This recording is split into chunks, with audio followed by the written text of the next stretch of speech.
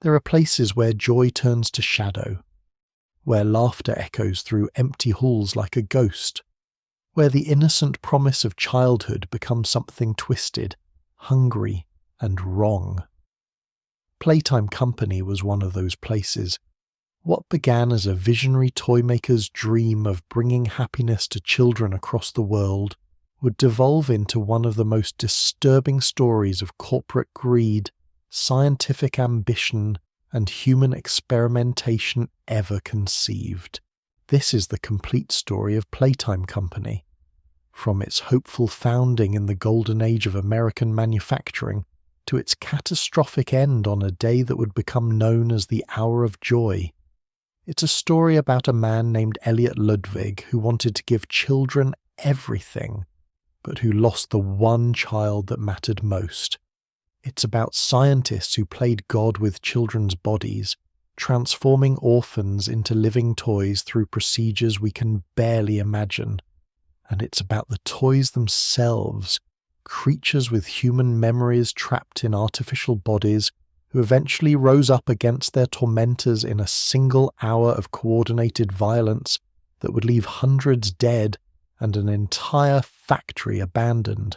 At the center of it all stands Experiment 1006, the prototype, a skeletal figure made of scavenged parts, possessed of terrible intelligence and an even more terrible purpose.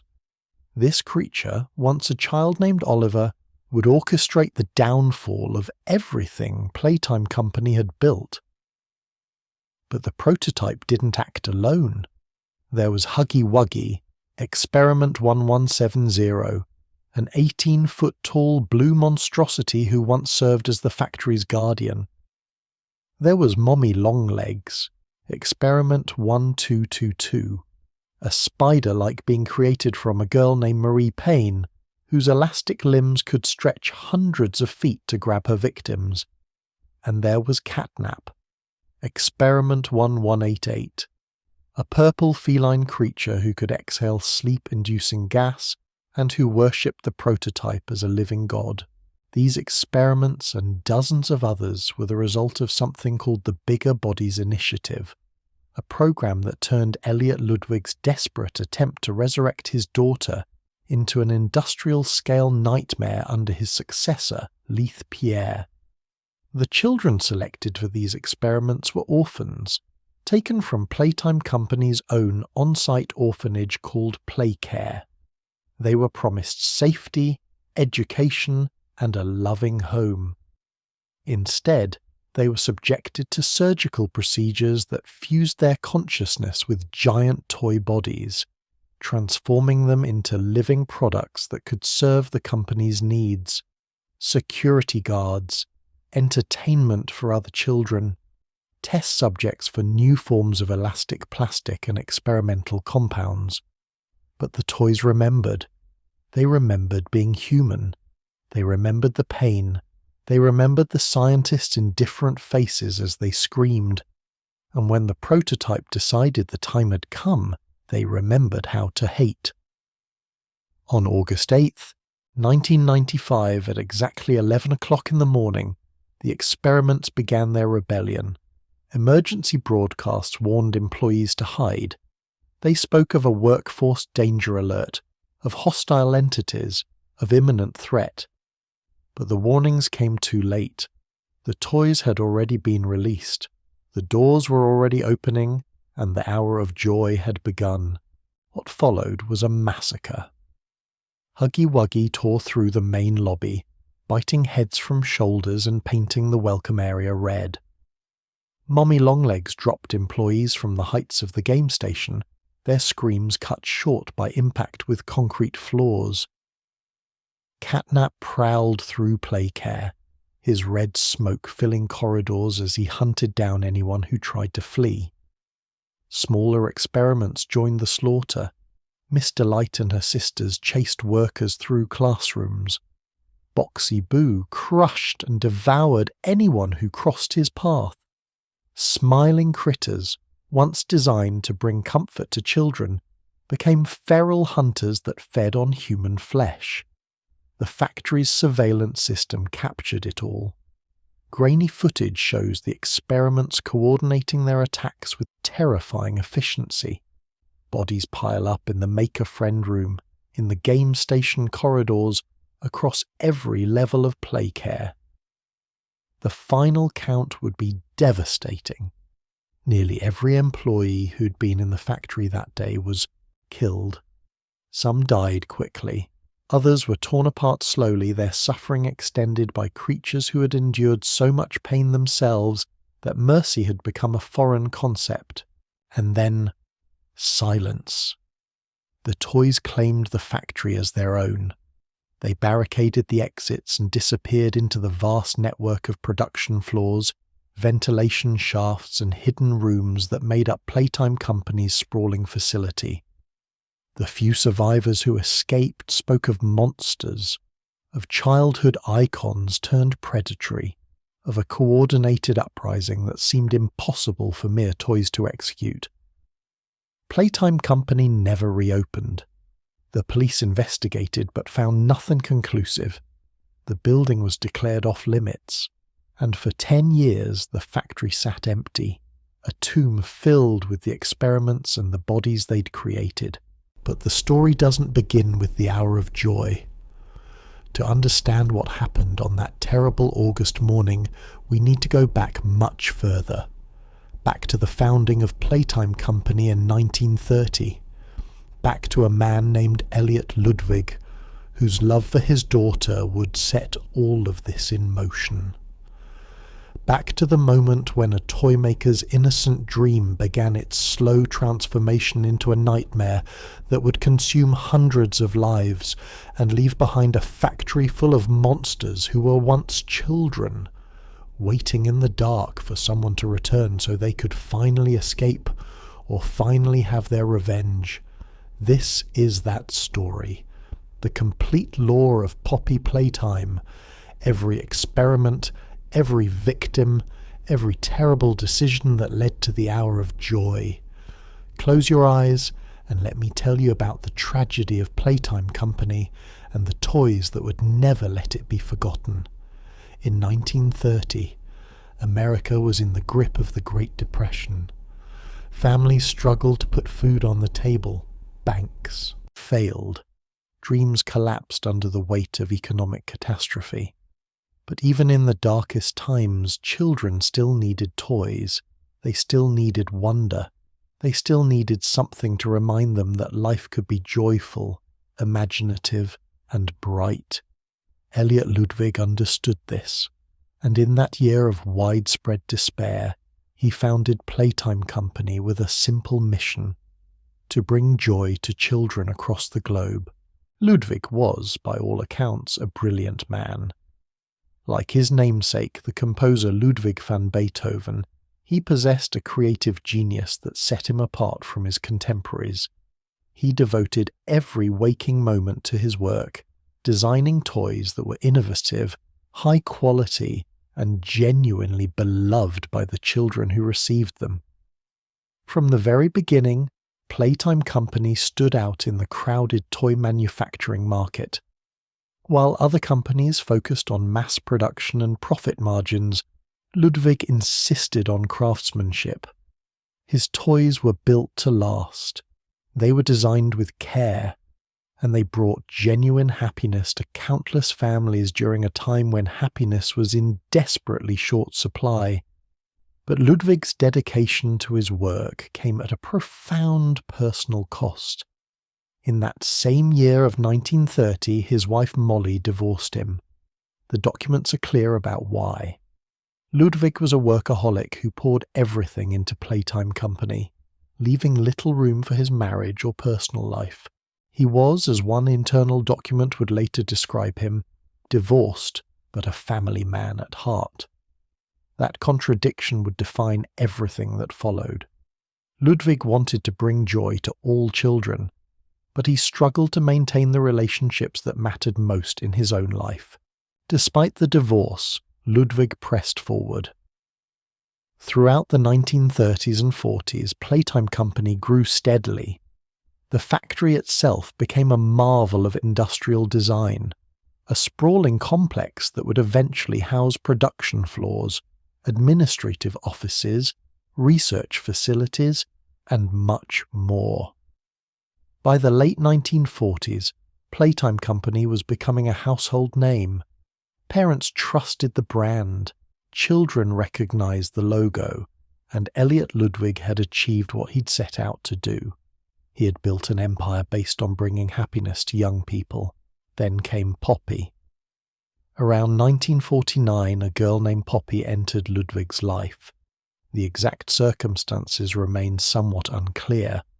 Based on available evidence, it appears that Poppy was likely adopted rather than Ludwig's biological child, though this hasn't been definitively confirmed. What we do know is that Ludwig loved this little girl deeply. She became the centre of his world in a way that even his work had never been. And in 1950, inspired by his own daughter, Elliot Ludwig would create the toy that would define Playtime Company's legacy. The Poppy Playtime doll was revolutionary for its time. Unlike other dolls on the market, Poppy could speak and respond to children through what appeared to be highly advanced technology built into her pull-string mechanism. The vintage commercial for Poppy shows Ludwig himself introducing the doll, explaining how this incredible toy could carry on actual conversations with children. Parents were amazed. The technology seemed decades ahead of its time.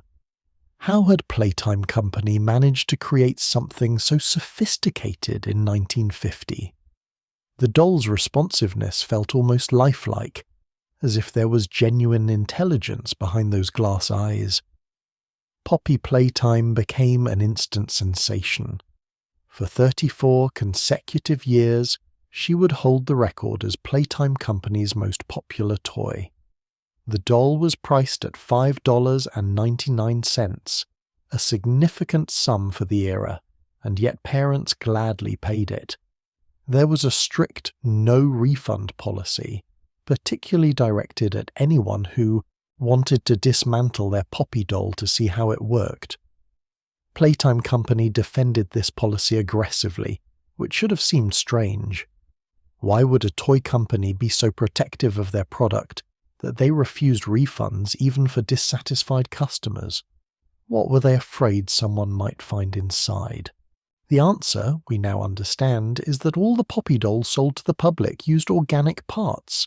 They weren't mechanical at all. They were, in some way we still don't fully comprehend, alive. This would explain their highly advanced technology that seemed impossible for 1950. It wasn't technology. It was something else entirely. Something that Ludwig had discovered through experimentation. Something that involved poppy flowers, which in real life produce opium and have been worshipped throughout history for their supposed supernatural healing properties. But in the 1960s, tragedy struck. A close family member of Elliot Ludwig passed away. Based on all available evidence, this family member was his beloved daughter, Poppy.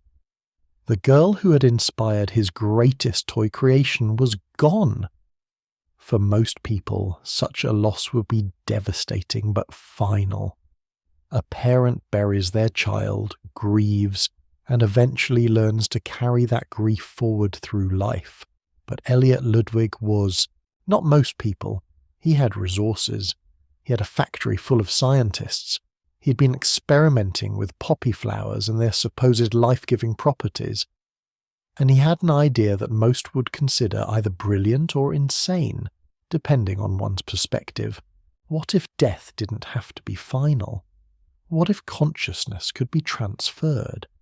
What if his daughter could live again, not in her human body, but in something else?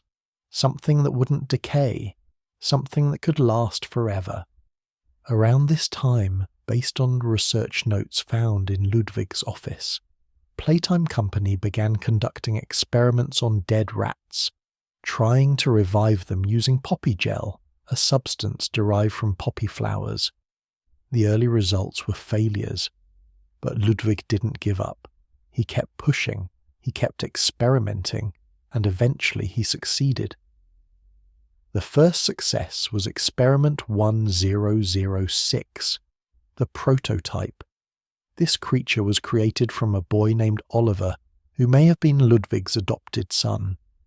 The exact relationship isn't entirely clear, but what we know is that Oliver became the prototype, a skeletal being with unprecedented intelligence and a disturbing interest in violence. Ludwig had proven that human consciousness could be transferred into an artificial body. He'd broken through the barrier between life and death, and with that knowledge, he moved forward with the experiment that mattered most to him. Built a specialized room for her with a direct pathway to his office, so he could visit her whenever he wanted. And for a time, perhaps, he believed he had succeeded. His daughter lived again, not in the body she'd been born with, but in a form that would never age, never sicken, never die. He had defeated death itself through science and determination. But something was deeply wrong. The Poppy doll that emerged from this process was not the same as the daughter Ludwig had lost. She was traumatized by what had been done to her. She remembered dying. She remembered the process of being transferred into this new body. And while Ludwig visited her regularly, maintaining that direct pathway between her chamber and his office, the relationship between father and daughter had been irrevocably changed. He had brought her back, but at what cost? Had he saved her, or had he created something new wearing his daughter's memories like a mask? The creation of the prototype and Poppy proved that Elliot Ludwig's theories were sound. Human consciousness could be transferred into artificial bodies. The dead could, in a sense, live again. But these early experiments were just the beginning. What came next would transform Playtime Company from a toy manufacturer into something far darker, and it would all begin with an act that appeared on the surface to be genuinely charitable. In 1976, Elliot Ludwig announced the opening of Playcare, Playtime Company's new on-site orphanage. In his public statements, Ludwig expressed heartfelt concern for children without families. He stated that no child should ever be left unloved, that every child deserves someone to comfort them when they saw monsters in their closets. He expressed his hopes that Playcare would bring joy, inspiration, and smiles to every child who entered the orphanage. On paper, it was a beautiful humanitarian mission. A wealthy toy maker using his resources to help the most vulnerable children in society. But the truth behind Playcare was considerably more sinister. While Ludwig may have initially had good intentions, the orphanage would ultimately serve a very different purpose. It provided Playtime Company with a steady supply of test subjects for their experiments. These were children with no families to ask questions, no parents to file missing person reports, no one in the outside world who would notice if they disappeared. They were perfect subjects for the Bigger Bodies Initiative, a program that would expand Ludwig's resurrection experiments into an industrial-scale operation. The timeline here is important. Playcare opened in 1976. The Bigger Bodies Initiative officially began in 1990. That's a 14-year gap during which Playcare operated as what appeared to be a legitimate orphanage. Children lived there, attended school there, played there. They formed friendships. They trusted the adults who ran the facility. They believed they were safe. And for some of those years, perhaps they were. But based on evidence found throughout the factory, it appears that selection of experimental subjects may have begun earlier than the official start date of the Bigger Bodies Initiative. The initiative itself was overseen by several key figures. There was Harley Sawyer, a scientist who had once been Elliot Ludwig's protégé. After Ludwig's death, Sawyer was hired by Leith Pierre, Ludwig's successor as head of Playtime Company. Sawyer would become the driving force behind the Bigger Bodies Initiative, designing the procedures that would transformed children into giant living toys. There was Stella Graber, Playcare's head administrator, who selected which orphans would be handed over to Sawyer's team. There was Edward Ritterman, head of research, who ensured that the company's illegal experiments remained secret. And there was the warden, head of security, who kept watch over the experiments once they were created. These people turned Elliot Ludwig's desperate attempt to save his daughter into something monstrous. Where Ludwig had experimented out of love and grief, they experimented for efficiency, for profit, for the advancement of Playtime Company's goals. The Bigger Bodies initiative had a clear objective: create giant living toys that could serve various functions throughout the factory and Playcare. Some would serve as security, some would entertain the other children, some would be test subjects for new materials like elastic plastic, and all of them would be obedient, or at least that was the plan. The process itself was horrific. Children selected for the initiative were subjected to surgical procedures that we can only partly understand from the documents that survive. Their consciousness was extracted through some method involving poppy gel, that mysterious substance derived from poppy flowers that Ludwig had originally used to resurrect his daughter.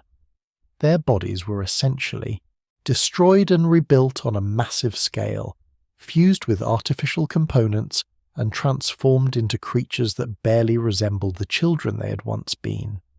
The surgeries took hours, sometimes much longer than anticipated, and the results were not always stable. Many experiments failed entirely. We find references throughout the factory to failed prototypes, to experiments that died on the operating table or shortly after, to bodies that rejected the transformation process. For every successful bigger body that emerged from Sawyer's procedures, there were likely many more children who simply didn't survive.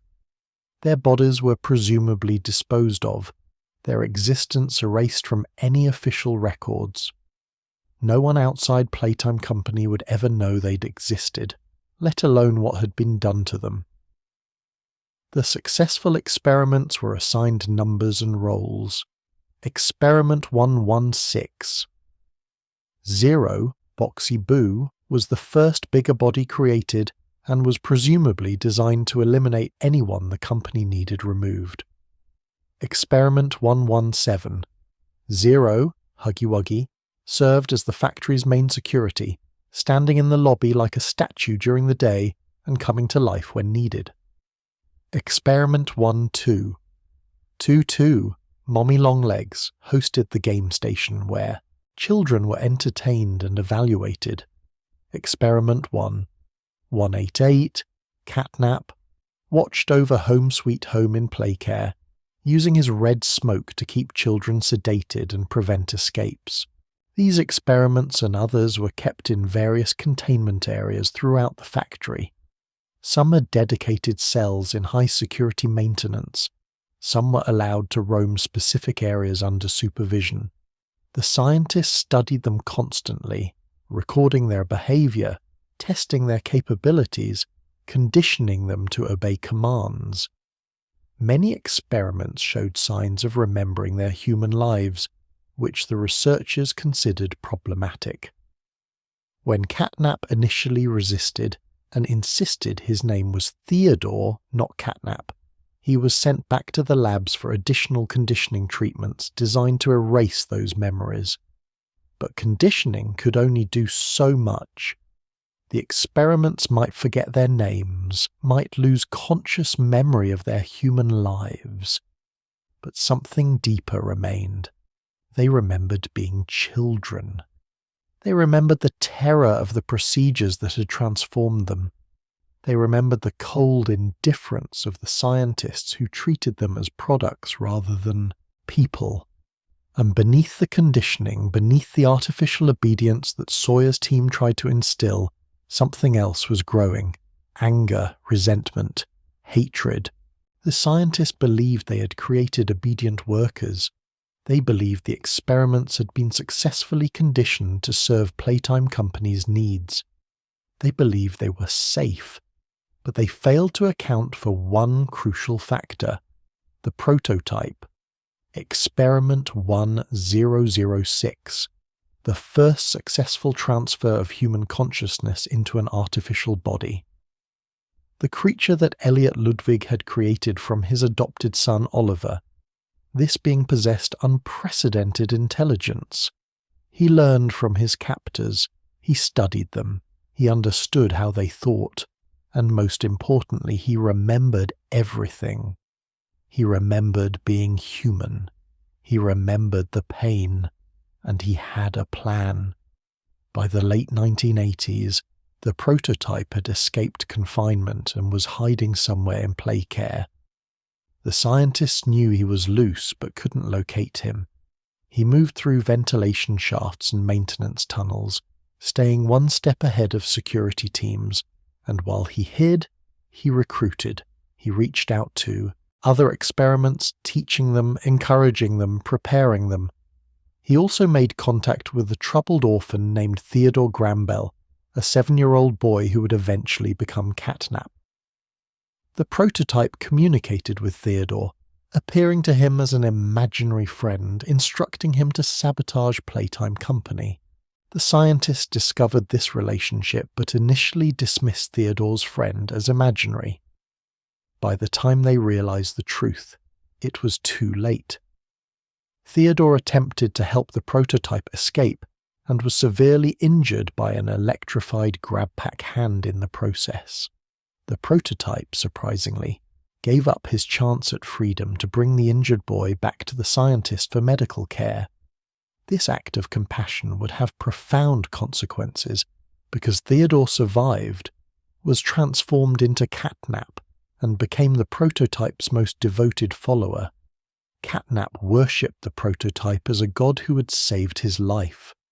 And when the time came for the uprising, CatNap would serve as the prototype's most zealous enforcer. By the mid-1990s, conditions in the factory had deteriorated significantly.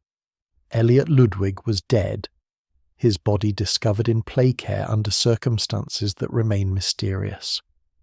Leith Pierre ran the company now, and under his leadership the Bigger Bodies initiative had expanded dramatically. Dozens of experiments existed throughout the facility, all of them trapped, all of them aware on some level of what had been done to them.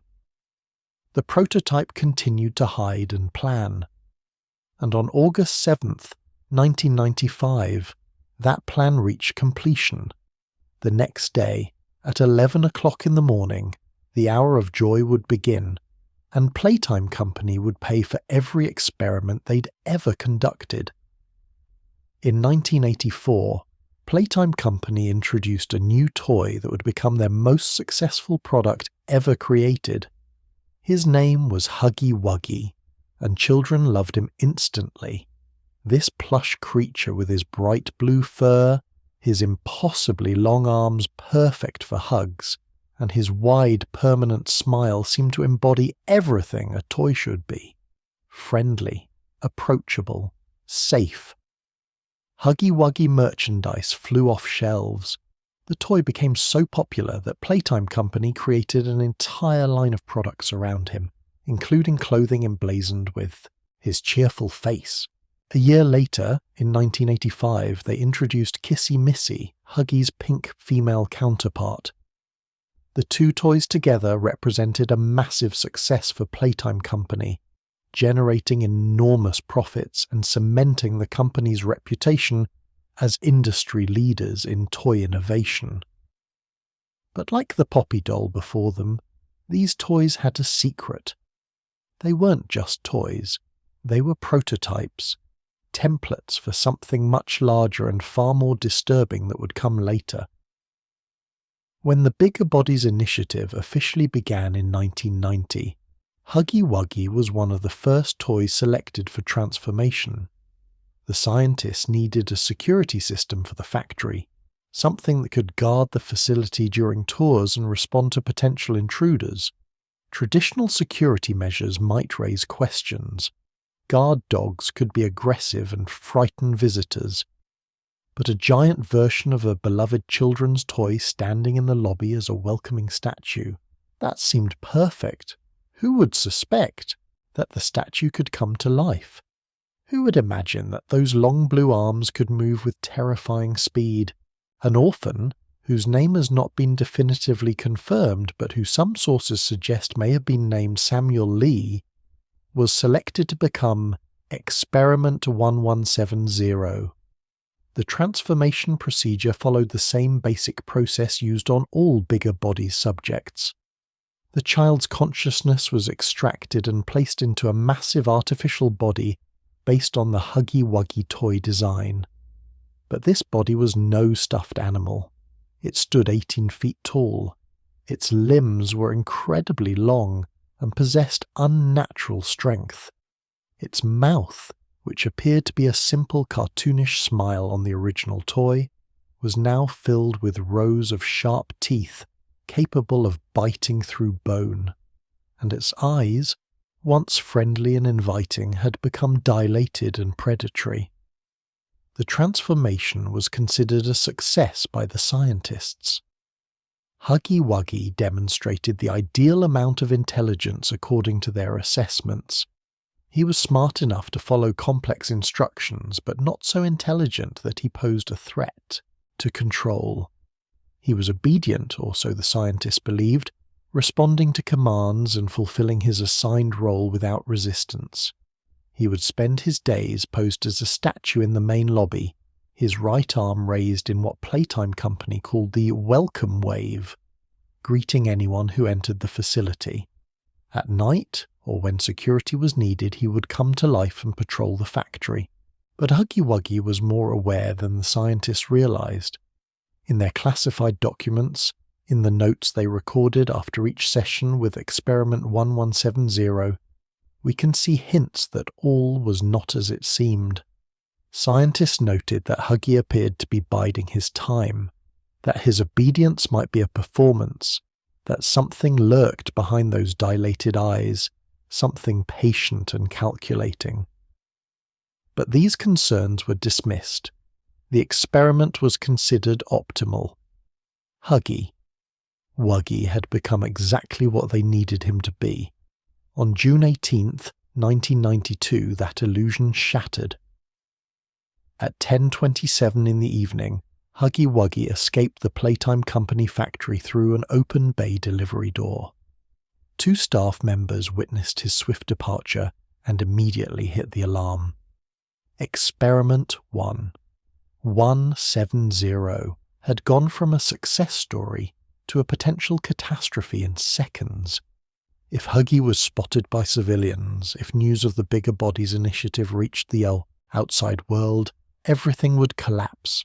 The police would investigate, authorities would shut down Playcare, the scientist would face prosecution, Playtime Company would be destroyed, a survival team was deployed at 10:30. By 10:38, an employee driving through the forest near the factory encountered Huggy Wuggy near the railroad tracks. The employee stopped his vehicle. Huggy responded by ramming himself straight through the windshield with aggressive, swift violence. Another employee managed to shoot Experiment 1170 with a tranquilizer dart, causing Huggy to flee into the woods. The security team spread outward, expanding their search radius to 4 miles. But their radios became unreliable outside the effective zone, making coordination difficult. At 11:34, an unknown security worker encountered Huggy Wuggy deep in the forest. The worker's camera continued recording even after the encounter. Based on what was recovered, we know the worker discovered multiple fresh deer corpses. They heard crunching and snapping sounds, and then Huggy appeared, staring down at them ominously from between the trees. The worker was killed. 4 hours later, when recovery teams found the camera still recording, they could hear Huggy's shrieks echoing through the woods. In total, 5 workers were confirmed dead, and 6 were still unaccounted for when the incident finally ended. Huggy Wuggy was eventually recaptured, though the details of how remain unclear. In a document written after the incident, Leith Pierre explained that Experiment 1170 had escaped through the ventilation system and that it was only blind luck he'd been caught before being seen by anyone outside the company. Pierre concluded by saying that neither he nor the innovation department were happy about what had happened. New security measures were implemented, Huggy was placed under stricter containment protocols, and the incident was documented in restricted VHS tapes and security reports that would remain classified for years. But Huggy remembered that night. He remembered the taste of freedom, brief though it had been. He remembered hunting in the forest, the thrill of movement after so long spent standing motionless in the lobby. He remembered killing, and he remembered being captured, dragged back to the factory, punished for trying to escape. That memory would fuel what came later. When the prototype reached out to the experiments with his plan for the Hour of Joy, Huggy Wuggy would be ready. He had already proven he could kill. On August 8, 1995, he would prove he could do far more than that. On that terrible morning, as the emergency alert system broadcast warnings throughout the factory, Huggy Wuggy was the first to strike. Surveillance footage from the Hour of Joy shows him in the main lobby, the very place where he'd stood as a welcoming statue for so many years. But he wasn't welcoming anymore.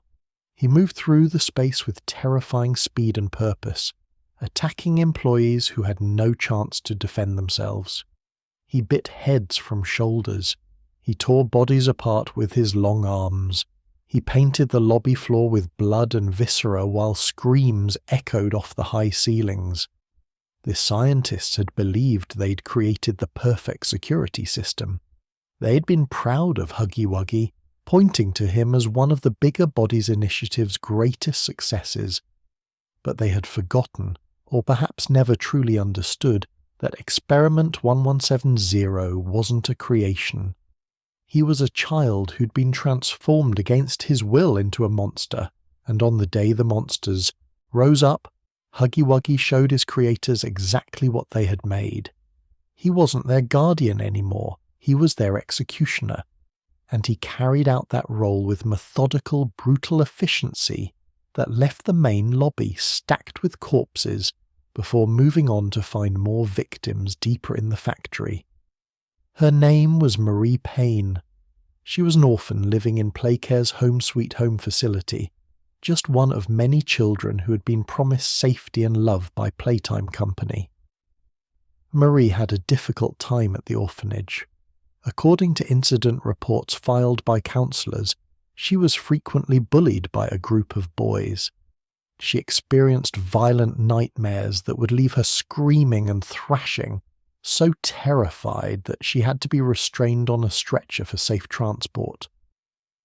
One counsellor, Claire Harper, seemed to have developed a maternal relationship with Marie, referring to her as "my little girl" in official documents. But Marie's troubles went beyond normal childhood trauma. She'd been exposed to something that would haunt her nightmares and ultimately seal her fate.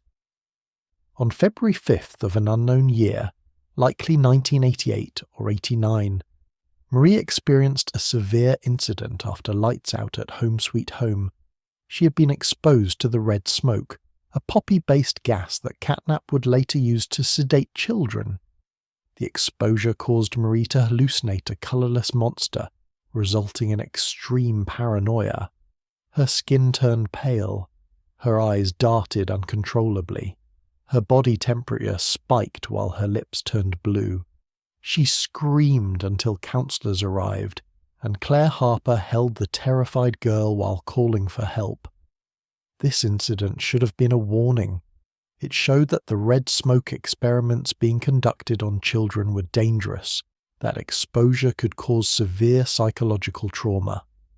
But instead of protecting Marie, Playtime Company decided she had become a problem.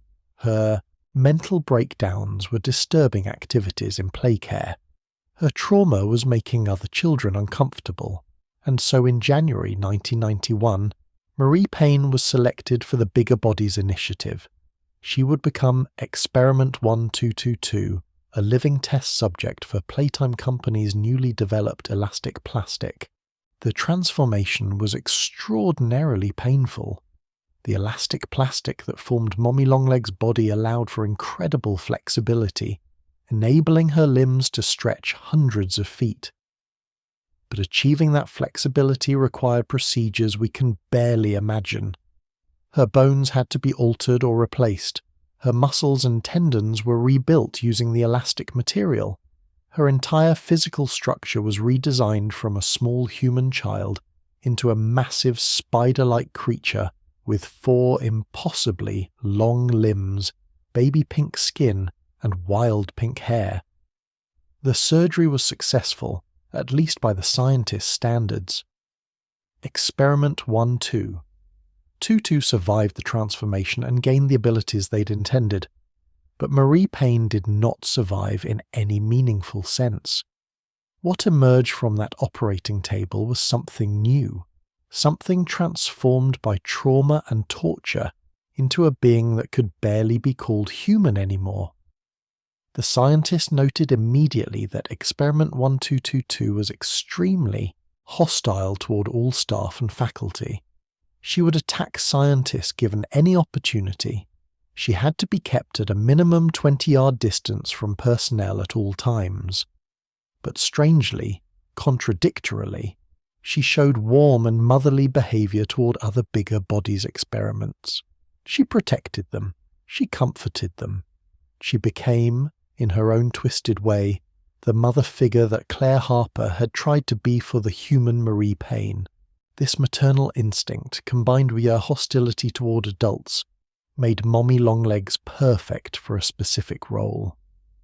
The scientists decided to place her in charge of the game station, an area where orphans from Playcare would be brought to play games and be evaluated. Mommy would host these sessions, entertaining the children while scientists observed through one-way glass and recorded data. The children loved her, despite her monstrous appearance. Despite the nightmare of what she'd become, Marie Payne's core personality still cared about protecting and nurturing young people. She became so popular with the orphans that Playtime Company created a toy version of her and released it to the market on February 2nd, 1991. But even in her new role, even surrounded by children she tried to protect, Mommy Longlegs never forgot what had been done to her. During an interview conducted by Jessica Newman, Mommy remained silent for the first half of the conversation before suddenly muttering the name Maria. When prompted, she grew aggressive, accusing the scientists of taking Maria from her. We don't know who Maria was. Perhaps a friend from before the transformation, perhaps a sister, perhaps simply a name that represented everything she'd lost when they turned her into a monster. But the pain in that accusation was real, and the scientists noted it in their reports before moving on to the next subject. Mommy Longlegs spent years in the game station, performing her role, entertaining children, following the scripts that Stella Graber's recorded intercom messages provided. She couldn't escape. Her elastic body was incredibly powerful, capable of crushing bones and throwing people hundreds of feet. But the scientists had designed the game station specifically to contain her. She was trapped in her entertainment role just as surely as Huggy Wuggy was trapped in his security role, and like Huggy, like all the experiments, she remembered being human. She remembered the pain. She remembered the faces of the people who had done this to her. When the prototype reached out with his plan for the hour of joy, Mommy Longlegs didn't hesitate. She had been waiting for this moment. On August 8th, 1995, when the uprising began, Mommy Longlegs used her elastic limbs to devastating effect. Surveillance footage shows her in the game station grabbing employees with her impossibly long arms and pulling them upward out of frame. She dropped them from lethal heights, their screams cutting short as they struck concrete floors far below. She slammed workers against walls with bone-crushing force, And she did it all with the efficiency of someone who had spent years planning exactly what she would do when given the chance. For 10 years after the Hour of Joy, Mommy Longlegs remained in the game station, living among the mini-experiments she'd protected and the bodies she'd created. When the player returned to the factory in 2005, she was initially excited. She hadn't played a game in years, she told them. She would give them the train code if they could beat 3 games in the game station. She mimicked Poppy's voice to mock her. She threatened to eat the players' insides while they were still alive, and when they broke her rules, when they defeated her despite her attempts to cheat and manipulate the games, she became enraged. The player managed to knock Mommy Longlegs into a grinder. As the machine's gears caught her elastic body and began pulling her in, she screamed words that would haunt anyone who heard them. "He'll make me part of him." She wasn't afraid of death. She was afraid of the prototype, because even though she'd participated in the Hour of Joy, even though she'd helped the prototype's plan succeed, Mommy Longlegs knew what 1006 did to the experiments he collected.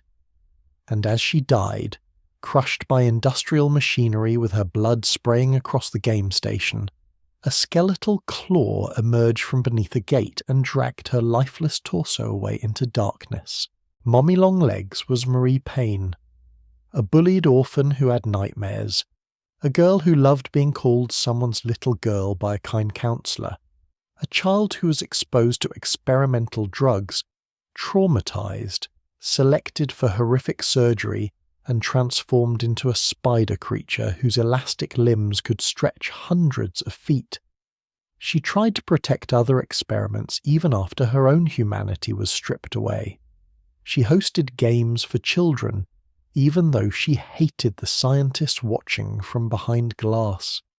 And when she finally had the chance to take revenge, she took it with both hands and painted the game station red. Her story is one of the most tragic in all of Poppy Playtime's lore, a reminder that every experiment had a name, had a life, had dreams before Playtime Company destroyed them. Theodore Gramble was 7 years old when he began hearing the voice. Other children in Playcare's Home Sweet Home didn't understand Theodore. He didn't have many friends.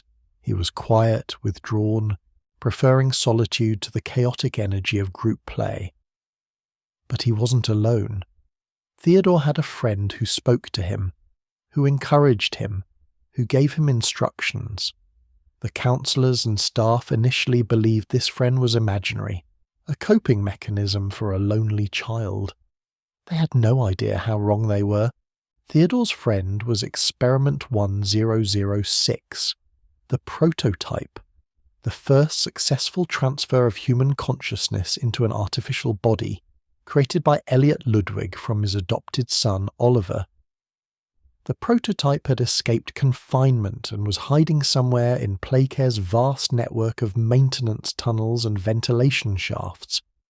And from his hiding place he watched, he learned. He chose certain people to recruit to his cause.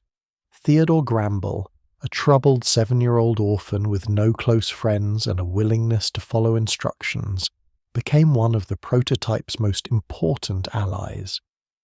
The prototype instructed Theodore to sabotage Playtime Company.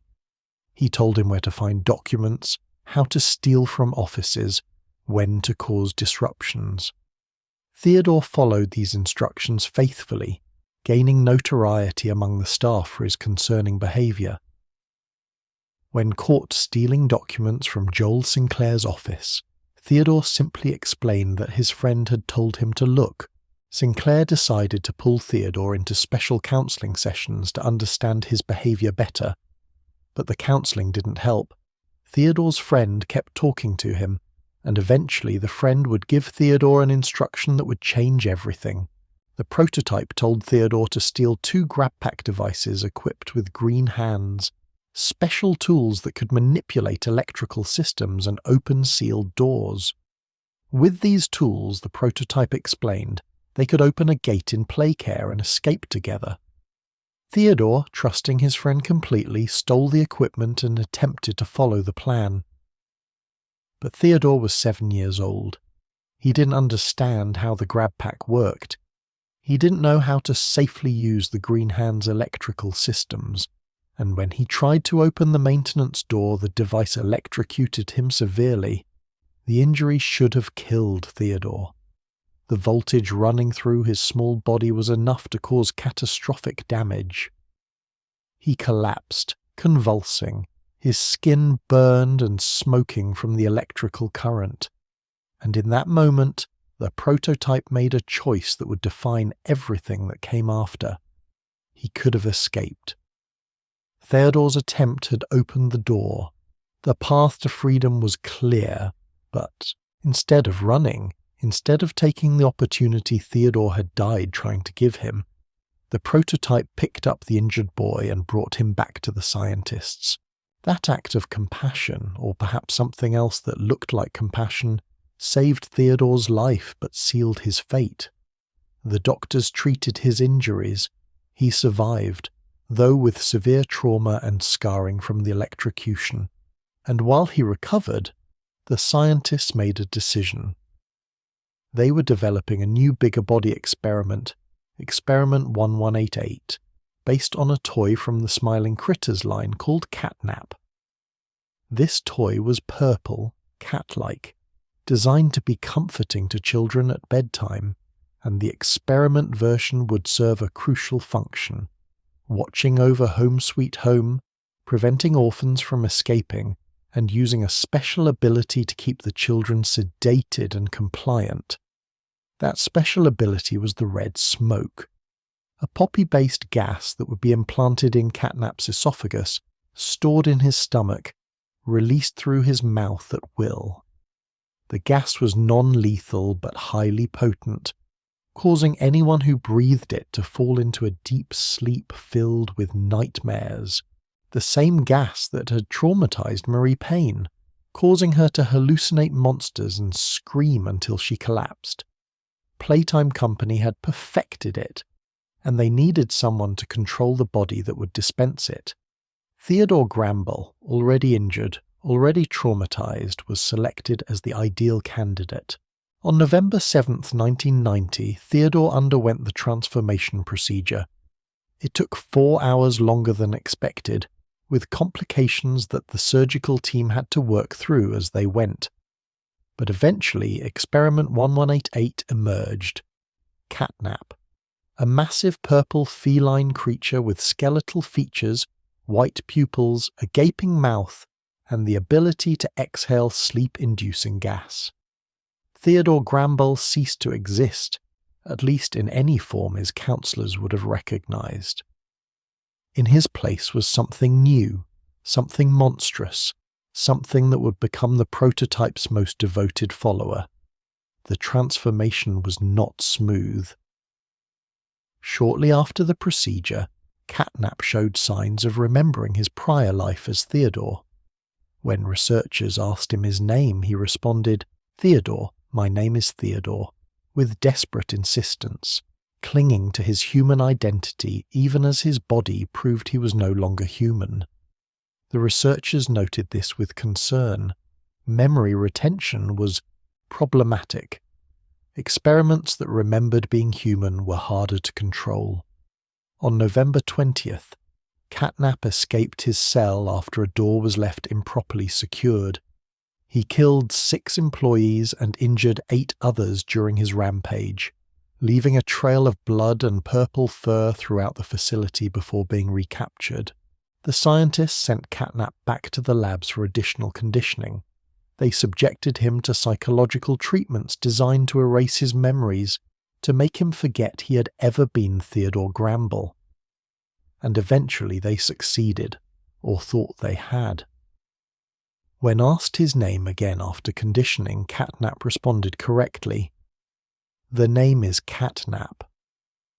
But evidence suggests that Theodore never fully forgot, that underneath the conditioning, underneath the artificial identity they'd forced on him, the boy who had trusted the prototype as his friend still existed.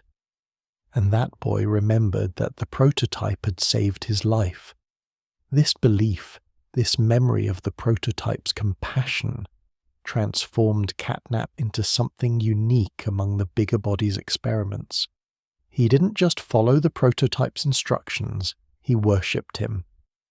In CatNap's mind, which had been traumatized by electrocution, surgery, transformation and conditioning, the prototype had become a divine figure, a god who had sacrificed his own freedom to save Theodore's life, and CatNap dedicated himself completely to serving this god no matter what was asked of him.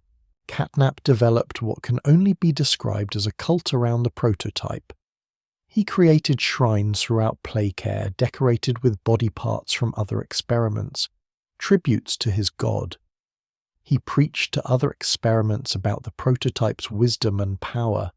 He punished what he called heretics, those who refused to follow the prototype or who spoke against him. When other smiling critters' experiments like Dog Day resisted the prototype's control, CatNap ensured they suffered for their defiance. He had them captured, chained up, and slowly devoured by mini smiling critters while he watched. The prototype, for his part, seemed largely indifferent to CatNap's devotion.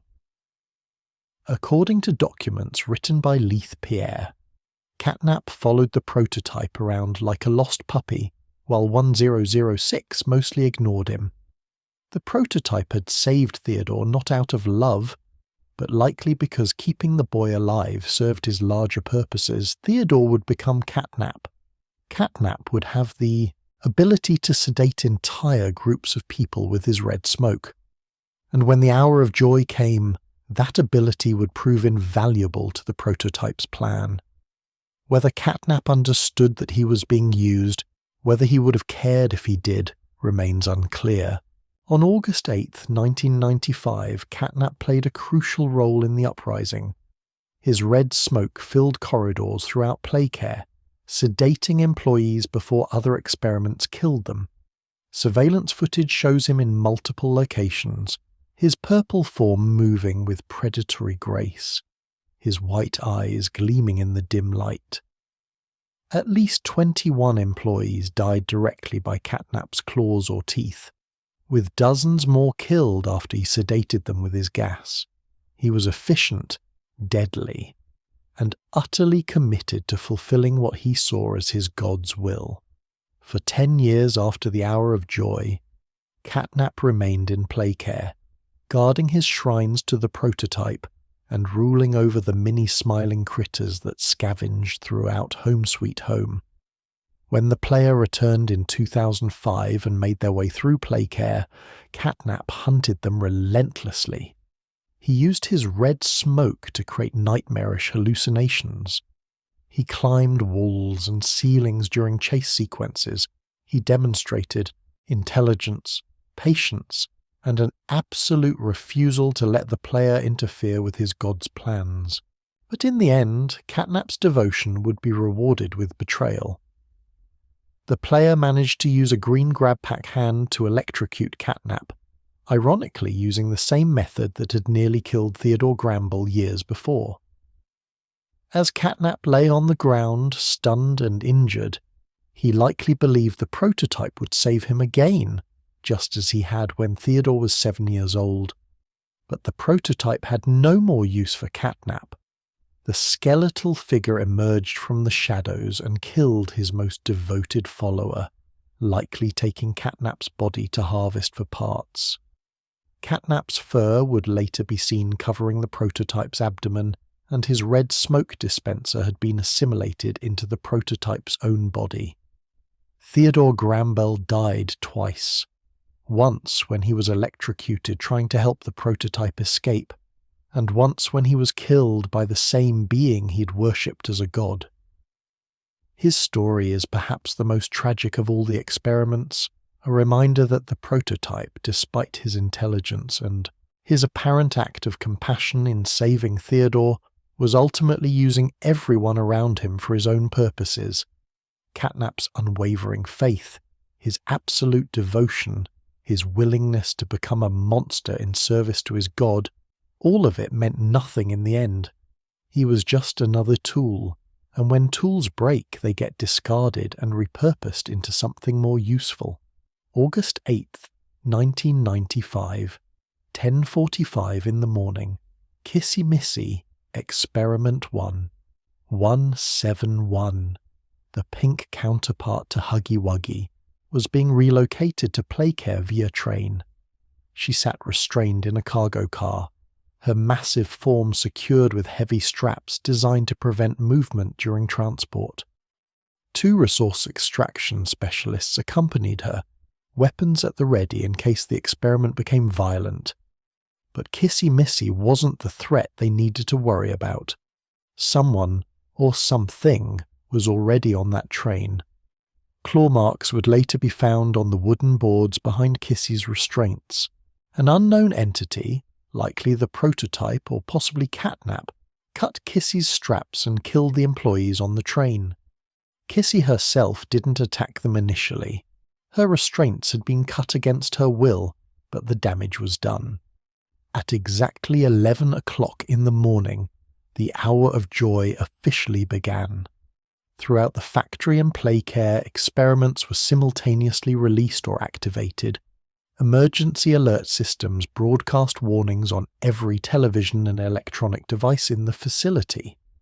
The messages were desperate, urgent, telling employees to hide immediately, warning of a workforce danger alert, of hostile entities loose in the factory. But the warnings came too late. By the time most employees understood what was happening, the experiments were already among them, and the prototype's plan, which had been years in the making, unfolded with terrifying precision. This wasn't a chaotic riot. It was a coordinated massacre. Every experiment knew their role, every experiment had their designated area, and every experiment remembered what had been done to them. In the main lobby, Huggy Wuggy began his assault. Surveillance footage shows him moving with predatory speed, his 18-foot frame towering over the employees who tried to flee. He grabbed people with his long blue arms and bit their heads clean off their shoulders. He tore bodies apart with casual violence, painting the welcome area where he'd stood as a friendly statue for so many years with blood and viscera. Scientists who had studied him, security personnel who had guarded him, administrative staff who had approved his creation, none of it mattered now. They all died the same way, screaming as Huggy demonstrated exactly what their perfect security system could do. In the game station, Mummy Longlegs used her elastic limbs to devastating effect. She grabbed employees from impossible distances, her pink arms stretching hundreds of feet to snatch victims who thought they were safe. She pulled them upward off camera, their screams echoing through the facility before dropping them from lethal heights. Bodies struck concrete with wet, final sounds. She slammed workers against walls hard enough to shatter bones. She moved through the game station like a spider in her web, hunting down every person who tried to hide among the games she'd hosted for so long. In Playcare, CatNap unleashed his red smoke throughout Home Sweet Home and the surrounding facilities. Employees stumbled through corridors filled with a purple gas, their vision blurring, their bodies becoming sluggish as the sedative took effect. They collapsed to their knees, then to the floor, helpless as CatNap emerged from the smoke to finish them. His claws tore through flesh. His teeth closed on throats. The gas made them too weak to fight back, too disoriented to run. They could only lie there and watch as the purple creature they'd created killed them one by one. At least 21 died directly by CatNap's violence, with dozens more falling to his gas before other experiments finished what he'd started. In the water treatment facility, smaller experiments, the smiling critters ate employees alive. These creatures, once designed to comfort children at bedtime, had become feral from years of hunger and imprisonment. They swarmed over workers in packs, tearing chunks of flesh with their small teeth. overwhelming victims through sheer numbers. The screams from water treatment were among the most disturbing sounds captured by the facility's audio systems, indicating prolonged suffering as the mini-experiments fed. Throughout the facility, other experiments joined the slaughter. Boxy Boo killed at least 6 employees, either tearing them in half or devouring them whole. PJ Purga Pillar assisted in hunting down workers who tried to hide in ventilation systems, his centipede-like body perfect for navigating the narrow passages. Bunzo Bunny and his miniature versions pursued employees through various areas. The Miss Delights, former teachers who had become experiments, chased a man into a room where he presumably died off camera, his fate left to imagination. The massacre was not limited to the guilty. Many employees working that day had nothing to do with the Bigger Bodies initiative. They were janitors, cafeteria staff, administrative assistants, security guards who didn't know what they were actually guarding. Some were recent hires who'd never even heard of the experiments. It didn't matter. The toys couldn't distinguish between those who'd hurt them and those who'd simply worked in the same building. As Poppy would later explain to the player, they killed everyone, the guilty, the innocent didn't matter.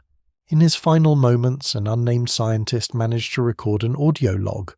We can hear his terror as he documents what's happening, explaining that the experiments have broken free and are killing everyone they encounter. He describes the prototype's abilities for anyone who might find the recording later, emphasizing that future experiments must be contained and disposed of in secure fashion. Then his voice cuts off mid-sentence as Huggy Wuggy finds him. We hear the sound of violence, then silence, then only the background noise of alarms and distant screaming. The hour of joy lasted approximately 60 minutes, though some sources suggest the killing may have continued for longer, as experiments hunted down employees who'd managed to hide during the initial assault. By the end, the factory was filled with bodies. Surveillance footage from various locations shows corpses stacked in corridors, blood pooled on floors, body parts scattered across workstations. The Make-A-Friend room held at least 58 bodies. The game station contained 57. Playcare held 74 visible corpses, though the actual number was likely much higher. Hundreds had died. Perhaps close to 1,000 when accounting for all shifts and areas of the factory. A few employees managed to escape during the chaos. Leith Pierre was among the survivors, fleeing the facility as it descended into carnage. Some workers who were near the main entrance when the uprising began made it out before the experiments sealed the exits, but the vast majority died. Their screams were captured on multiple audio recordings. Their bodies were documented in CCTV footage. Their deaths mark the end of Playtime Company's operations and the beginning of what would become a 10-year period of abandonment, with the experiments claiming the factory as their territory. After the hour of joy, the prototype enacted the next phase of his plan. He began collecting the bodies of dead experiments, harvesting their parts, grafting selected components onto his own skeletal frame. This process revived the experiments in some way, bringing them back as part of the prototype's ever-evolving form. Any spare toy parts left behind were incorporated, creating a patchwork creature made from the remains of his victims and followers alike. The factory fell silent. Emergency services were called, but by the time they arrived, the experiments had vanished into the depths of the facility. The few survivors who could be interviewed spoke of monsters, of living toys, of coordinated attacks that seemed impossible for mere products to execute. Police investigated but found the building too dangerous to fully search. Bodies were recovered from accessible areas, but large sections of the factory remained unexplored. Playtime Company never issued an official statement. The building was declared off limits, and gradually the story faded from public consciousness, becoming an urban legend about a toy factory where everyone disappeared. But inside the factory, the experiments remained. They barricaded the exits, they claimed territories throughout the vast complex, and they waited. Some, like CatNap, continued to worship the prototype and follow his commands. Some, like Mommy Longlegs, simply survived however they could, and some, like Poppy, began planning for the day when someone would return, someone who could help them stop the prototype and end his reign over the abandoned factory. That day would come 10 years later, in 2005, when a former employee received a mysterious letter and a VHS tape, beckoning them back to the place where the hour of joy had turned childhood innocence into a nightmare from which there was no waking. 10 years passed, 10 years of silence from the factory, 10 years of unanswered questions about what had happened to all those employees who disappeared on August 8th, 1995.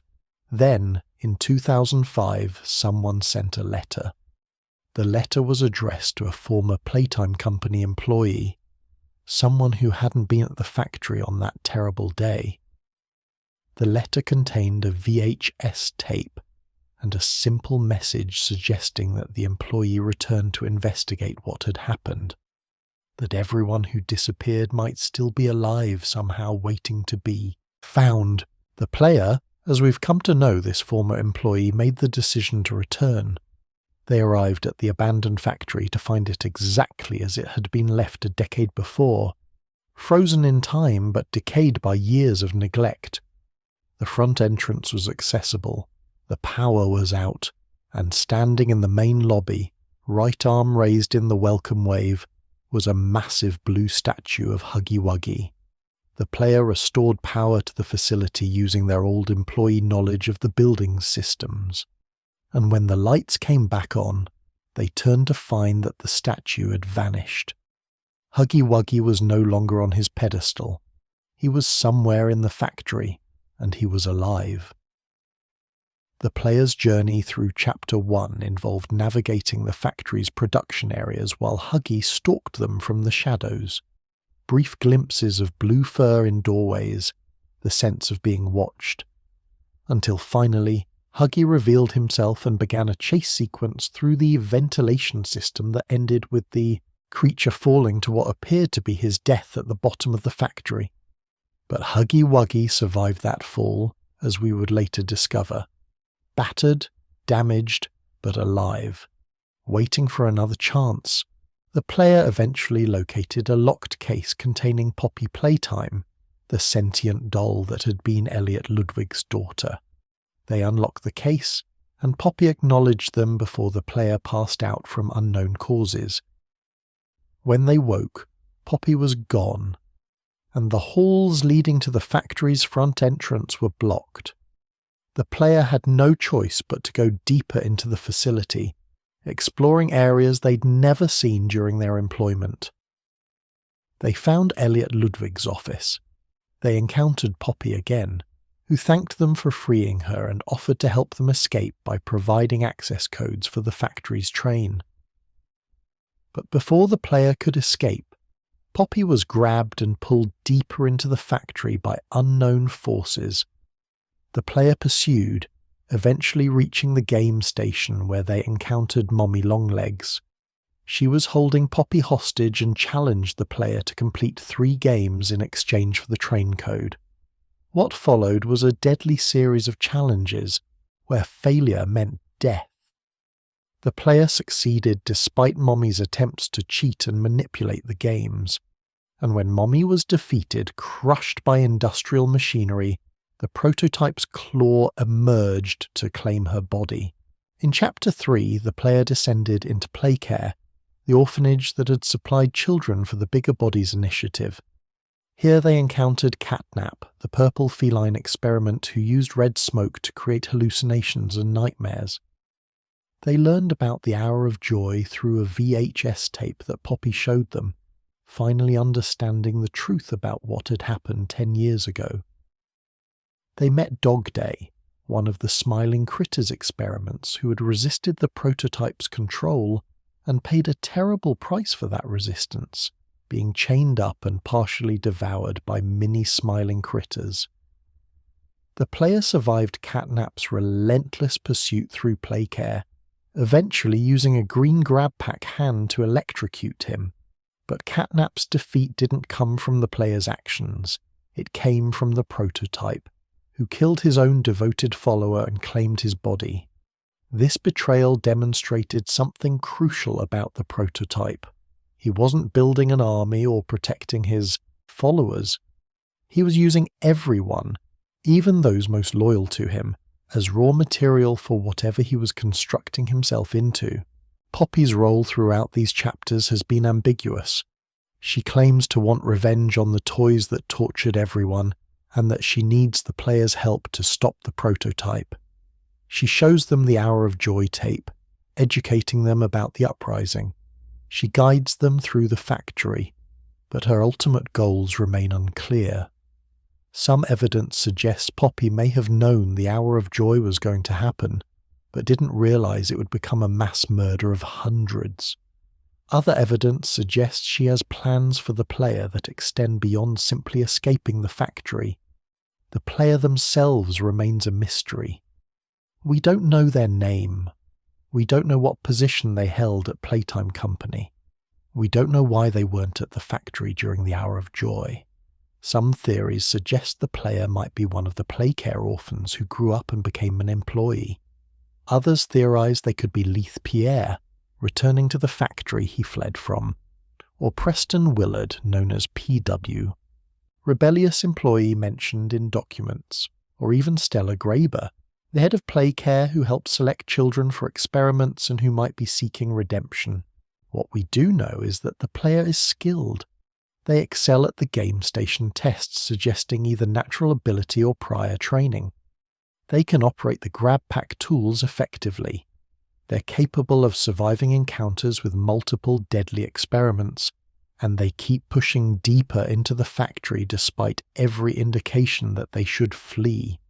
Whether this determination comes from heroism, guilt, curiosity, or some other motivation remains to be seen. The prototype himself remains the game's primary antagonist and greatest mystery. Experiment 1-006.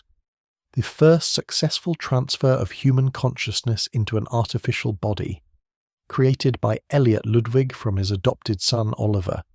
Possessed of unprecedented intelligence and a talent for manipulation, the orchestrator of the Hour of Joy, the being who turned the experiments against their creators, and the creature who now resides somewhere deep in the factory, building himself from the parts of other experiments, waiting for something. What is the prototype's ultimate goal? Some believe he simply wants freedom, that he orchestrated the Hour of Joy to escape the factory and the torture he endured. But if that's true, why hasn't he left in the 10 years since the uprising? The experiments control the building. The exits could be opened, yet the prototype remains, collecting bodies, assimilating parts, growing larger and more complex with each experiment he claims. Is he building himself into something specific? Is he preparing for some confrontation? Or has his time in captivity, his years of torture and experimentation, driven him towards some darker purpose that extends beyond mere escape? Poppy speaks of the prototype with fear and hatred. She describes him as the cause of everything, the being responsible for the Hour of Joy and all the death that followed. Yet she also seems to understand him in ways other experiments don't. She knows how he thinks. She knows what he's capable of. This suggests a history between them, a connection that may date back to when they were both freshly created experiments, when Elliot Ludwig's children, Oliver and Poppy, were transformed into the prototype and Poppy Playtime. What happened between them? Why did the prototype turn to violence while Poppy seemingly tried to maintain some connection to her humanity? These questions drive the ongoing narrative of Poppy Playtime. As the player continues deeper into the factory, as more experiments are encountered and more secrets are revealed, we come closer to understanding the full scope of what Playtime Company created and what the prototype plans to do with the monster factory he now controls. The experiments that remain, experiments like Huggy Wuggy, who survived his fall, Kissy Missy, who may still be alive somewhere in Playcare, and countless others whose stories haven't been fully told, all of them are pieces in a larger puzzle that's still being assembled. The story of Playtime Company extends far beyond Huggy Wuggy, Mommy Longlegs, and CatNap. Dozens of experiments were created as part of the Bigger Bodies initiative, each one a former child transformed into a living toy for the company's purposes. While some experiments played major roles in the Hour of Joy or the events that followed, many others existed in the margins of the narrative, their stories only partially told through scattered documents, brief appearances in gameplay, or mentions in VHS tapes. Experiment 1. 160, known as Boxy Boo, was the first experiment created under the Bigger Bodies initiative. This Jack-in-the-Box themed creature served an unclear but seemingly violent purpose within the factory. During the Hour of Joy, Boxy Boo killed at least 6 employees, either crushing them or devouring them whole. His creation predated even Huggy Wuggy's transformation, making him a prototype for all the experiments that would follow. Based on surveillance footage and body positions, Boxy Boo appears to have been ruthlessly efficient in his killings, leaving bodies torn apart in ways that suggest immense strength. PJ Pug, a pillar, an experiment based on the toy of the same name, served a support role during the Hour of Joy. His centipede-like body made him perfect for navigating ventilation systems and narrow passages, where larger experiments couldn't reach. During the massacre, PJ pursued employees who tried to hide in the factory's extensive ductwork, his many, segmented legs carrying him swiftly through spaces that should have been safe havens.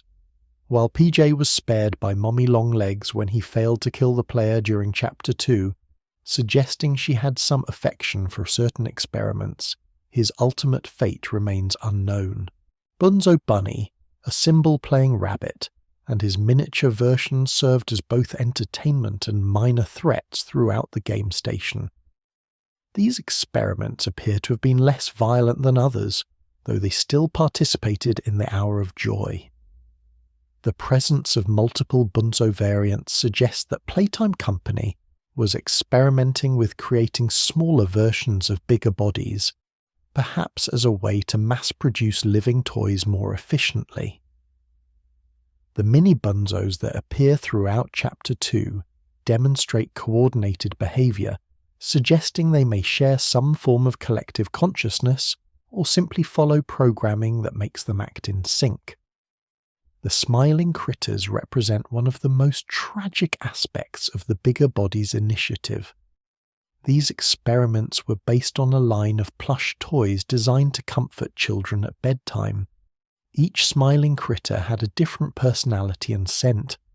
There was Dog Day, the leader and most optimistic of the group. CatNap, who we've already discussed in detail, and other characters like Hoppy Hopscotch, Bobby Bearhug, and several more whose individual stories haven't been fully revealed. The cruel irony of turning comfort characters into experiments is not lost. Toys meant to help children sleep peacefully became creatures that hunted those same children when hunger drove them to cannibalism. Dog Day's story is particularly heartbreaking. As one of the experiments who resisted the prototype's control, Dog Day was captured and punished for his defiance. When the player encounters him in Chapter 3, Dog Day is chained to a wall in the Playcare school, his lower half missing, consumed by many smiling critters who continue to inhabit his body like parasites. Despite his torture, despite being partially eaten alive, Dog Day tries to warn the player about CatNap and the prototype. He speaks of heretics, of those who wouldn't follow the prototype's commands, implying that other smiling critters died for their resistance.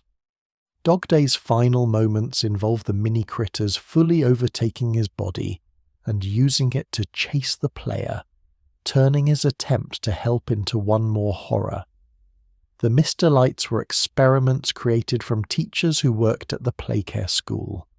These feminine figures with porcelain-like faces and teachers' clothing became feral after the hour of joy, their means deteriorating from hunger and isolation. During the massacre, an intact Mr. Light and her sisters are seen chasing a man into a room, presumably killing him. By the time the player encounters them in Chapter 3, the Mr. Lights have turned on each other, with only one surviving. This lone Mr. Light has lost her sanity, speaking to herself about needing to eat, about the hunger that never stops, about how she killed her sisters to survive. Experiment 1199, known as Bron, was created from a man named Thomas Clark. Unlike most experiments who were often selected against their will, Thomas Clark actually volunteered for the procedure. In 1991, Clark was diagnosed with lung cancer. Facing terminal illness, he agreed to become a test subject for the Bigger Bodies initiative, hoping that transformation might save his life. He was turned into Bron, a large dinosaur based on Playtime Company's Brontosaurus toy. Clark's willingness to undergo the procedure raises troubling questions about informed consent. Did he understand what the transformation actually entailed? Did he know he would become a massive living toy? Was he given any choice about what happened to his consciousness after the procedure succeeded? Kissy Missy, Experiment 1171, represents an interesting contrast to her counterpart Huggy Wuggy. While Huggy became violent and predatory, Kissy appears to have retained more of her humanity. During the hour of joy, she was being transported to Playcare when her straps were cut. The footage suggests she didn't want to attack the employees on the train, that violence was forced upon her by whoever released her. Throughout the player's journey, Kissy appears multiple times but never attacks. She seems to assist the player in subtle ways, opening paths or distracting other experiments. This suggests that not all experiments embrace the violence of the hour of joy, that some may have been manipulated or coerced into participating. There are also references to experiments whose numbers and identities remain mysteries. Documents found in the factory mention experiments with numbers we haven't yet encountered. Experiment 0, 007, Experiment 1001, Experiment 1354. Each number represents a child who was transformed, a consciousness that was transferred, a life that was destroyed by Playtime Company's ambitions. Some of these experiments likely died during or after their transformation procedures. Some may have been killed during the hour of joy, caught in the crossfire or targeted by other experiments. Some may still exist somewhere in the factory's depths, waiting to be discovered. The sheer scale of the Bigger Bodies initiative becomes clear when we consider the timeline. The program officially ran from 1990 to 1995, a 5-year period. But if we account for earlier experiments like the Prototype and Poppy, who were created before the initiative began, the experimentation spanned at least 3 decades. Dr. Bruno White, one of the lead scientists, reportedly selected one test subject each week. Even accounting for failures and unsuccessful procedures, this suggests hundreds of children were subjected to experimentation. And most of those children are unaccounted for, their fates unknown, their stories untold. The story of Playtime Company is fundamentally a story about the corruption of innocence. It begins with toys, objects designed to bring joy to children, and transforms them into instruments of horror. This transformation mirrors the larger narrative about what happened to the company itself. Elliot Ludwig founded Playtime with genuinely good intentions, wanting to spread happiness to children across the world. But grief over his daughter's death led him down a dark path, one that culminated in human experimentation. And after his death, those experiments were industrialized under Pierre, becoming a system of exploitation rather than a desperate father's attempt to resurrect his child. The theme of corporate greed runs throughout the narrative. Playtime Company didn't just experiment on children out of scientific curiosity, they did it for profit and efficiency. The bigger bodies were designed to serve functions that would save the company money. Free security, free entertainment, free test subjects for new materials and compounds. The orphans from Playcare were seen as resources to be exploited, not as human beings deserving of protection and care. This commodification of children, this willingness to destroy young lives for corporate benefit, reflects real-world concerns about how capitalism can incentivize inhumane behavior when profit becomes the primary goal. The loss of identity is another crucial theme. Every experiment underwent a transformation that stripped away their humanity. They received numbers instead of names. Experiment 1170 instead of Samuel Lee. Experiment 1222 instead of Marie Payne. Experiment 1188 instead of Theodore Gramble. This dehumanization made it easier for the scientists to conduct their experiments, to ignore the screams, to continue the procedures despite knowing the suffering they caused. If the subjects weren't really people anymore, if they were just experiments or products, then perhaps the guilt could be rationalized away. But the experiments remembered. That's the tragedy and the horror of Poppy Playtime's narrative. The transformation didn't erase their consciousness completely. Huggy Wuggy remembered standing as a statue in the lobby, watching employees pass by day after day. Mommy Longlegs remembered being Marie Payne, remembered someone named Maria who had been taken from her. CatNap remembered being Theodore Gramble strongly enough that even after conditioning, he could barely suppress that identity.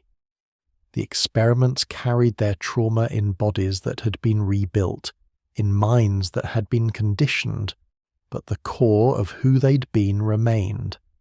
And that made everything worse. The question of justice versus revenge is central to interpreting the hour of joy. On one level, the experiments were justified in rising up against their tormentors. They had been kidnapped, experimented on, transformed into monsters, and trapped in the factory for years.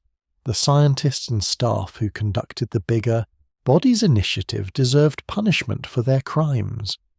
But the hour of joy didn't distinguish between the guilty and innocent. Janitors died alongside scientists. Security guards who didn't know about the experiments died alongside those who participated. The massacre was indiscriminate, driven as much by hunger and rage as by any sense of justice. This raises uncomfortable questions about the experiments themselves. Are they victims who became monsters out of necessity? Or did the transformation change them so fundamentally that they became genuinely evil? Mommy Longleg showed maternal care toward other experiments but killed without hesitation during the hour of joy. CatNap developed a religious cult around the prototype and punished heretics brutally. Huggy Wuggy hunted and killed with efficiency that suggested he enjoyed the violence. Where does the line between victim and villain fall when trauma has transformed someone into something that can barely be called human anymore? The prototype represents perhaps the darkest element of this theme. He was the first experiment, created by Elliot Ludwig out of love for his dying children. He saved Theodore Grambell's life by giving up his own chance at freedom. These acts suggest capacity for compassion, for selflessness, for caring about others, yet the prototype also, orchestrated the hour of joy, manipulating other experiments into committing mass murder. He killed his most devoted follower, CatNap, and harvested his body for parts. He's building himself into something unknown by grafting dead experiments onto his skeletal frame. The prototype contains multitudes, making him impossible to categorize as simply evil or simply a victim acting in self-defense. The theme of children as commodities extends beyond the experiments themselves to Playcare as an institution. The orphanage was marketed as charity, as Elliot Ludwig's generous contribution to helping children in need. But it was actually a hunting ground for test subjects. The children were evaluated through games in the game station, assessed for their intelligence and capabilities. The best performers were selected for transformation. Those who excelled became experiments. Those who didn't were kept as potential future subjects or simply remained at Playcare to maintain the facade of legitimacy. Either way, the children had no agency, no choice, no escape from the system that had claimed them. The role of memory in maintaining identity appears throughout the story. Poppy remembers being Elliot Ludwig's daughter. This memory shapes her relationship with the factory, her understanding of what happened, and her apparent mission to stop the prototype. The prototype remembers being Oliver, remembers watching his father choose to resurrect his sister while leaving him overshadowed and perhaps forgotten. This memory may drive his actions, his manipulation of others, his ultimate plan for whatever he's building. CatNap's distorted memories of the prototype saving his life created a worshipful devotion that defined his entire existence as an experiment. Memory is what keeps these creatures tethered to their humanity, even as their bodies prove they're something else entirely. The question of whether death would have been preferable to transformation hangs over the entire narrative. Theodore Gramble was dying from electrocution when the prototype brought him back to the scientists. The prototype saved his life, but in doing so condemned Theodore to become CatNap, to undergo the transformation procedure, to live as a monster for years before being killed by the very being he worshipped. Was that salvation? Or would it have been kinder to let Theodore die as a human child rather than live and die as Experiment 1188? The same question applies to all the experiments. Did Playtime Company give them a form of immortality, consciousness persisting beyond what should have been their deaths? Or did they create a fate worse than death, trapping consciousness in artificial bodies that would never know peace? The legacy of Playtime Company is a factory full of monsters who were once children, waiting in the dark. It's surveillance footage of the hour, of joy that shows the moment innocence turned to violence. It's shrines to the prototype built from body parts. It's CatNap's red smoke still drifting through Playcare's corridors 10 years after the orphans were last sedated. It's Poppy, trapped in her glass case, waiting for someone to free her so she could begin whatever plan she'd developed during her decades of imprisonment. It's experiments that remember being human but can never return to humanity, trapped in forms that mark them as products of corporate exploitation and scientific ambition gone horribly wrong. And it's the question that drives the entire narrative forward. What happens when you transform children into toys, trap them at a factory, and then give them the chance for revenge? The Hour of Joy provided one answer, but the story isn't over. The prototype still waits in the factory's depths. Poppy still pursues her mysterious goals. The player still pushes deeper, looking for answers or escape, or perhaps redemption for their role in whatever happened before the Hour of Joy. And somewhere in that abandoned building, among the bloodstains and body parts and broken toys, the truth about Playtime Company continues to unfold, one experiment at a time, one secret at a time, one horror at a time. This is the tragedy of Playtime Company, a story that began with a father's love and ended with a factory full of monsters, a tale of corporate ambition that transformed children into products and then paid the price when those products remembered they had once been human. The complete lore of Poppy Playtime reveals a world where innocence was weaponized, where childhood itself became a commodity to be exploited, and where the consequences of playing God with human consciousness led to 1 hour of joy that destroyed everything. Sleep well, knowing that in that abandoned factory the experiments still wait.